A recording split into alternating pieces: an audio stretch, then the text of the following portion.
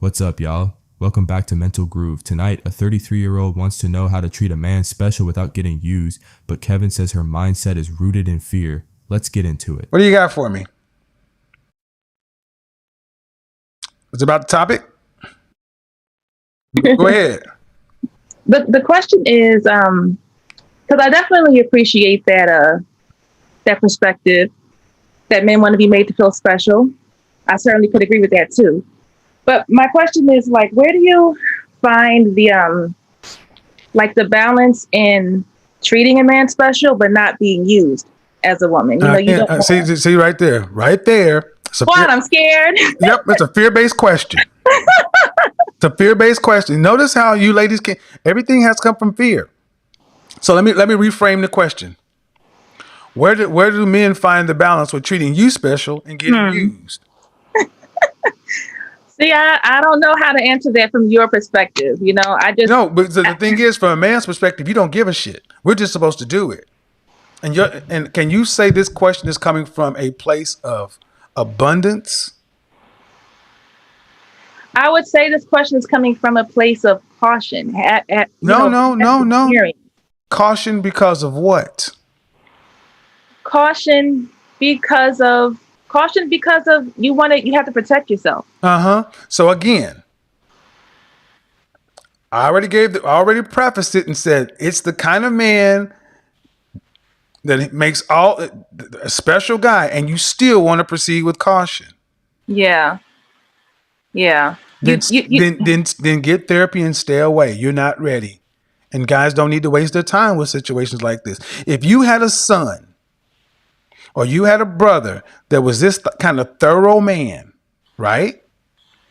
Would you want his girlfriend to be telling him, I'm going to proceed with caution? Or you'd be some kind of pissed off at her little butt, wouldn't you? I mean, possibly. Oh, but you wouldn't? Okay. So no. you want to so I want to be clear. You want to make your son the kind of man that you're proud of. And you would want him to get the same kind of treatment that every other guy out there who's not as special as your son. You want him to get the same stuff. No, of course not. I want him to be treated very special. Well, then, but exactly, ma'am.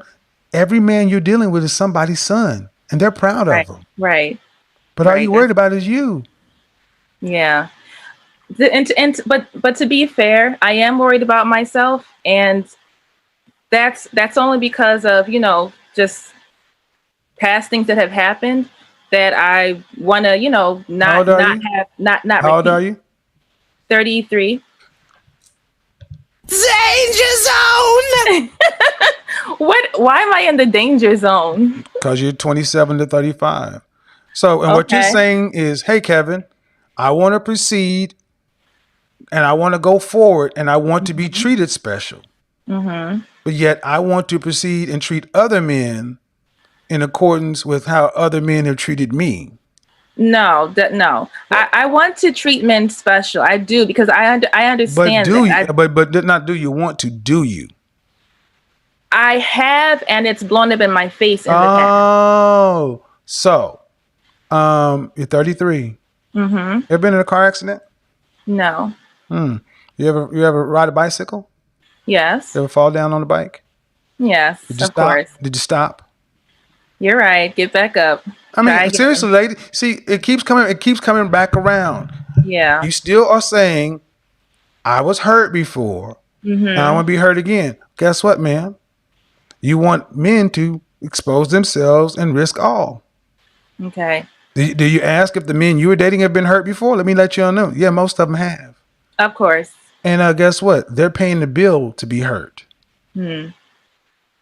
This is why I say, you ladies, that you need therapy, because what you're saying makes sense to you until a man asks you logical questions and you can't even stand on it. Before this conversation tonight, you would have continued to move on down the path of what you're doing is justified. Well, because when that's like a natural reaction that you want to protect yourself. But I understand that No, it's not a natural reaction.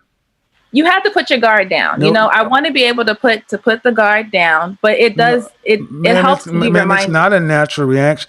Why Why do non-black women not respond the way that black women like yourself respond? You guys act like you're special victims, as if the kind of hurt you've had has been so different than anybody else's hurt. What do you talk about? Did somebody cheat on you? No, it wasn't. It wasn't that. Well, what was it? It was like just a lot of like lying and stuff like that, and Were you well, guys I in a wasn't dealing with the best person. Okay, well, first of Like all, were you guys in a monogamous committed relationship? yes, Did you guys have that conversation and establish that? yes, we did. That's number two. Why did you pick the guy you picked if you said he wasn't the best person? Because I was much younger. How old were you? I was 22. 11 years ago? Yeah. Seriously? Yes, it was a. It was a. It was traumatic. I mean, no offense, man, but you ain't went through slavery. You ain't went through nothing. 11 years ago, you had your feelings hurt? No, 11 years ago, I realized that like people will lie and be very okay. All right. So have you ever broken up with a man? Of course. Have you ever lied to a man?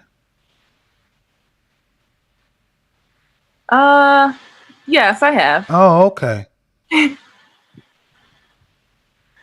Yes, I've lied to a man, but not about like Oh, of course not. Of course, it's things. always different when you guys do it. Oh my gosh. See, this is why It's not. this is why you ladies talk to each other, and this shit makes sense to you. 11 years ago, somebody lied to you and hurt your feelings. Get over it. You expect, okay, how about this? Hey, Tom. Tom is 33 years old, and he's like, man, I don't treat these women special. I treat them like they don't mean nothing. Why? Because, man, 11 years ago, this chick lied to me. What would you say about that dude? Listen, to be honest, I've heard that before from men. Right. And you say, what do you think of those men? Maybe they're being a little dramatic, possibly. Right. Well, I was thinking that it was like a natural reaction that you got to go forward with like your armor all up. What did your daddy say? I wouldn't know. I didn't ask him. Oh, okay. Of course. I would if I could. Right. Well, what men do you talk to about this? There you go. Well, God is a man. What you say? I said God is a man. Man, let me go ahead and slap the shit out of you. Don't you come in here bringing that God stuff to me. See, this is why so many of our sisters are just, you have no relationship with your dad. You don't talk to men. You keep the counsel of women, and you're special victims. And this is why I feel so sorry for so many of our sisters, because you sound like a nice woman, man, but at 30, if you are still stuck on something that happened in your early 20s or your 30s, buy a dog or get a cat and welcome to Spinster Alley. I've dated men since then. Right, but have you ever even been close to being a fiance? Not in a relationship that I would have agreed. Not in something that I would have been happy in. No. What? Hold on. What does that mean? I mean that I was kind of talking to someone, and it was a relationship that was going in that direction. But the more I sat down and thought about it, it was our values did not align. What are you talking about? So our values. Hold on. You're saying, so you were dating somebody. Mm-hmm. Were you intimate with this person? Yes. And he wanted to marry you? Yes. But your values didn't align. Yeah. So why are your genitals aligning? True that. See, this is what I do with you ladies. I turn it all back to you and see how messy you guys are. Mm-hmm. And if you handle your professional business like you handle your romantic business, you'd be freaking fired.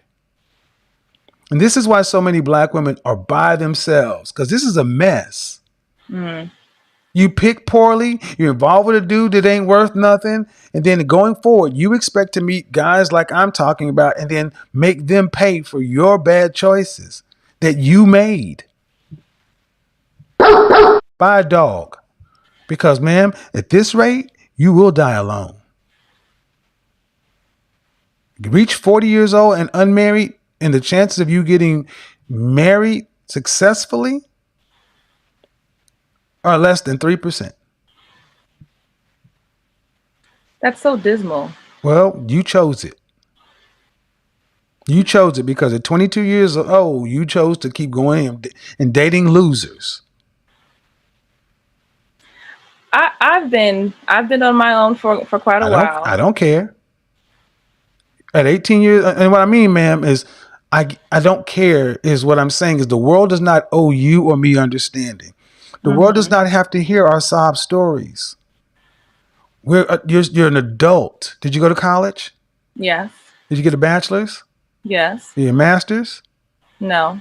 Okay, you got a bachelor's. You're educated. You're smart enough to know, but you haven't had a therapist. I have started. I did go to a therapist for a little while, and it was to work out a couple of things. When? I went about a year or two ago. It was like 2 years ago. I went. For what? For what? For just to deal with mental health. Everyone's on this mental health. Right. And how many sessions did you attend? I went like once every other week for a good 5 or 6 months. 5 or 6, once every other week. So that's twice. Okay. So that's twice a month. Mm-hmm. So you went to maybe 10 sessions, 10, 12 sessions. And then you quit. Well, I moved. And okay. I didn't really feel like I needed it anymore. Exactly. Yeah, you sound perfectly well adjusted. I'm much more well adjusted than you're giving me credit for. Well, look at your left ring finger and tell me what your fiance's name is. I'm not engaged yet, but and I said that, ma'am, to be joking, but see, your being well adjusted is all relative. I care about outcomes, and ma'am, you don't sound like you're anywhere close to being in mind space to being in a stable, healthy, productive relationship. You haven't had enough of a conversation with me. Oh, I don't, but yes, I have. Trust me, I do this in real life, and I'm pretty good at reading people. So you can back that shit down. Yeah, the defensive laughter doesn't change anything. I know what I'm talking about. You pick poorly. And then when asked about your choices, you deflect. You lack accountability, ma'am. I've taken full accountability. I have made you take accountability. Nothing you came on here talking about held you accountable. My life. No, ma'am. Go back and listen to this segment. And here's the thing. Look, no one owes you or me. You're 33 years old. Mm-hmm. Do you want to have children one day? No, I do not. Good, because the chances of having them are pretty low. If you like to be married, would you like to be married? I would like to be married. Why? I would like to be married because I would like someone to share my life with, and I would like to share someone else's life. But what's the purpose of marriage? To have kids? Because I never wanted to have kids, and that's why our values didn't align. He was planning his whole family, and I wasn't. Buy a dog. Huh? Buy a dog. Mm-hmm. No man needs to go through this. Unless, let's just do this. How tall are you? I'm 5'7" and some change. You're kind of tall. Dress size? Dress size is a 10. How much did you weigh last time you weighed yourself? I don't remember, to be honest. Oh, yeah, you do. Every woman knows how much they weigh. I don't know how much I weigh. I really don't. Really? Okay. I don't focus on the scale. Of course. How much? The last time you weighed yourself, about how much did you weigh? I can fit into my jeans the last time I tried. The last time you weighed yourself, how much did you weigh? I don't remember. Yeah. You know why? Why?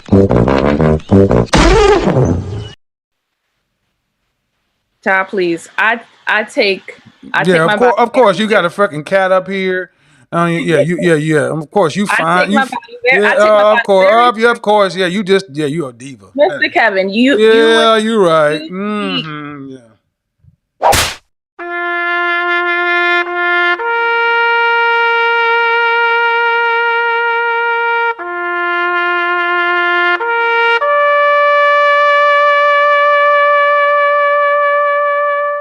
I'll be nice to you, be nice to me, but I tell you what,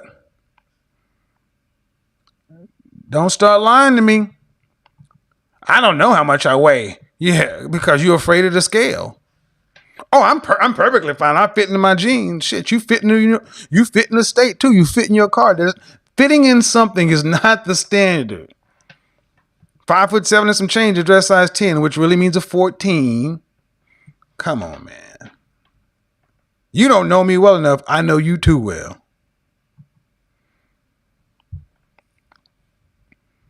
And the point ultimately is this. This is what's out here talking about. I need a high value man. I need a man that's 6 feet tall, making 6 figures or more. And this is what's out there.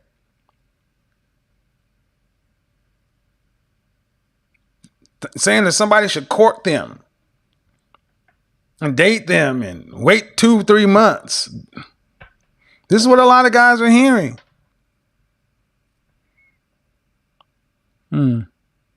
Yeah, how do you take care of yourself if you know how much you weigh, right? I know. And again, for the people who don't understand, it was going fine until she started getting that attitude and started trying to lie to me. I don't like being lied to. I just asked your weight, ma'am. And you're not being honest if you tell him you don't remember how much you weigh.